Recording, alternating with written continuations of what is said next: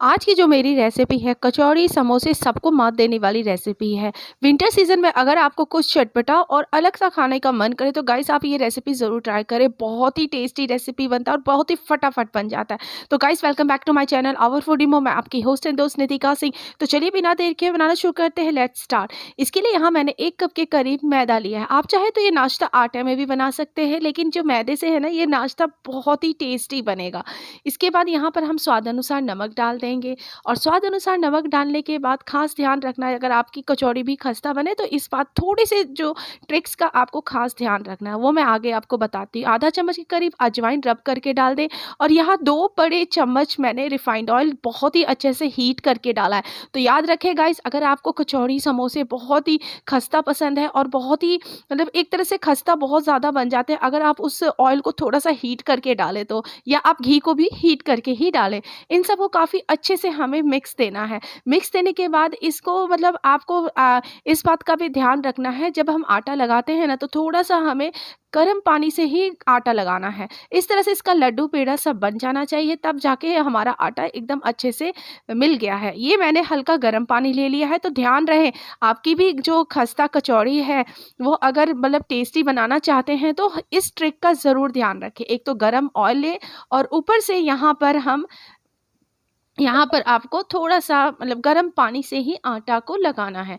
तो इस तरह से थोड़ा-सा हमें थोड़ा-थोड़ा पानी डाल के ही आटे को लगाना है और आटे का डो हमें ज़्यादा ना हार्ड लगाना है, ना ज़्यादा सॉफ्ट लगाना है। मीडियम टाइप से होना चाहिए, जैसे कि हम कचौड़ी का आटे गूँथते हैं ना, उस तरह से हमारा जो आटा है वो गूँथना चाहिए। इस तरह से थोड़ा-सा ऑयल लगा लें और इस तरह से इसे चिकना कर लें, काफ़ी अच्छे से चिकना कर लें।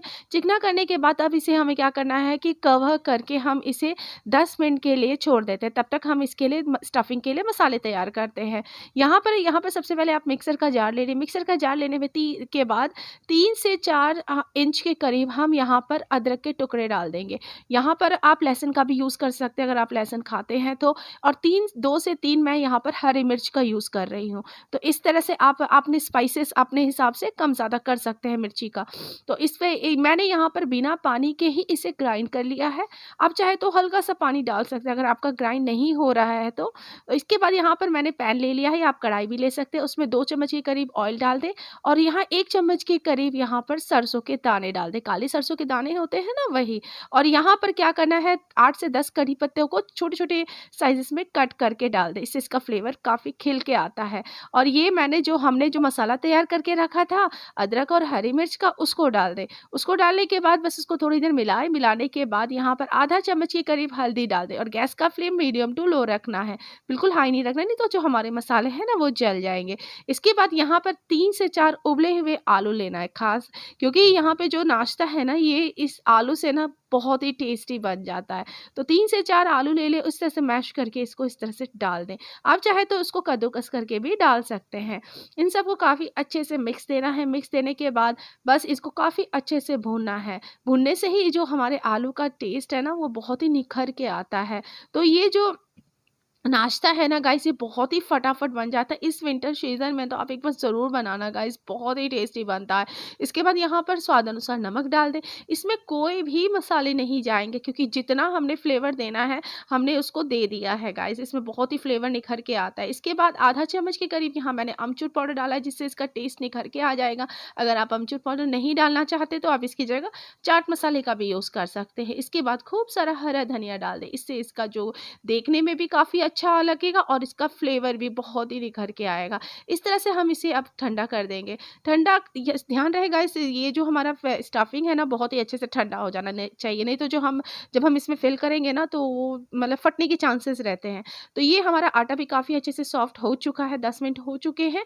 और ये इस तरह से हमें जैसे नींबू के आकार का हम पेड़ा लेते हैं ना, उस तरह से हमें नींबू के आकार का ही हमें पेड़ा लेना है। इस तरह से नींबू के आकार का लेना है। अब हमें क्या करना है कि इस तरह से कटोरी की तरह हमें इस तरह से बना लेना है और ये इस तरह से बना लें और इस तरह से आप राउंड इस तरह से ये इस तरह से नींबू की तरह बना लें और इस तरह से इसको अंदर फिल कर दें। फिल करने के बाद इसे काफ़ी अच्छे से सील कर देना है। ध्यान रहे काफ़ी अच्छे से हमें इसे सील कर देना है। सील करने के बाद बस इस तरह से हाथ से ये तोड़ दें और इस तरह से ही चपटा कर दें। बस इससे ज़्यादा नहीं करने की ज़रूरत है, बस इतना ही करें। अगर आपको मतलब बिना बिना तेल के नहीं हो रहा है, तो फिर आप इस तरह से क्या करें कि ये आटा ले लें, और आटा या मैंने यहाँ मैदा ही लिया है, मैं दूसरा आपको करके दिखाती हूँ। मैदे से इस तरह से आप इस तरह से इसको कटोरी बना लें और इस तरह से अंदर अंदर आलू का स्टफिंग डाल दें। आलू का स्टफिंग डालने के बाद इसे तोड़ लें। तोड़ने के बाद मैं दिखा रही हूँ कि इसमें थोड़ा-सा आप मैदा डस्ट करें, और मैदा डस्ट करने के बाद बस इस तरह से आप बेल भी सकते हैं, मैं आपको दिखा रही हूँ। इसी तरह से आप इसको हल्का हल्के हाथों से बेलना है, ध्यान रहे, नहीं तो जो हमारा स्टफिंग है ना, बिल्कुल बाहर आ जाएगा। तो इस तरह से आप अपना सारा नाश्ता तैयार कर लें। वही पैन मैंने क्लीन करके ले लिया है और उसमें मैं यहाँ पर शैलो फ्राई करूँगी, आप चाहे तो डीप फ्राई कर सकते हैं। तो इस तरह से बिल्कुल स्लो फ्लेम में हमें शैलो फ्राई करना है, नहीं तो ध्यान रहे वो ना क्या होता है ना कि अंदर वाला कच्चा रह जाएगा और बाहर वाला एकदम पक जाएगा। तो इसलिए आपको मीडियम टू लो फ्लेम में ही हमें इसे अच्छे से अलट-पलट करके हमें बहुत ही अच्छे से इसे कुक करना है। तो गाइस इस तरह से ये 5 से 10 मिनट लगता है एक बैच निकलने में, क्योंकि हमने इसके इसका एकदम स्लो फ्लेम कर रखा है इसीलिए।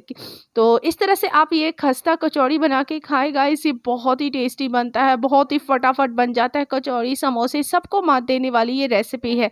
इसी तरह से आप दूसरा बैच भी अपना निकाल लीजिए। तो गाइस वीडियो अच्छा लगे तो छोटा-सा लाइक तो बनता ही है, और आप कमेंट बॉक्स में ज़रूर बताइएगा कि आपको ये मेरी छोटी-सी रेसिपी कैसी लगी, और किस-किस शहर से आप मेरी इस रेसिपी को देख रहे हैं, ये भी ज़रूर ही बताइएगा, क्योंकि मुझे बहुत ही अच्छा लगता है जान के कि आप जब बोलते हैं ना कि मैं इस शहर से आपकी इस रेसिपी को देख रहा हूँ, तो मुझे बहुत ही अच्छा लगता है। तो गाइस इस तरह से ये आप अपना खस्ता कचौड़ी बना सकते हैं, बहुत ही टेस्टी, बहुत ही फटाफट बनता है। तो गाइस मिलते हैं इसी तरह से अगले वीडियो में, तब तक अपना ध्यान रखिएगा और तब तक के लिए मुझे विदा दीजिए। राधे राधे।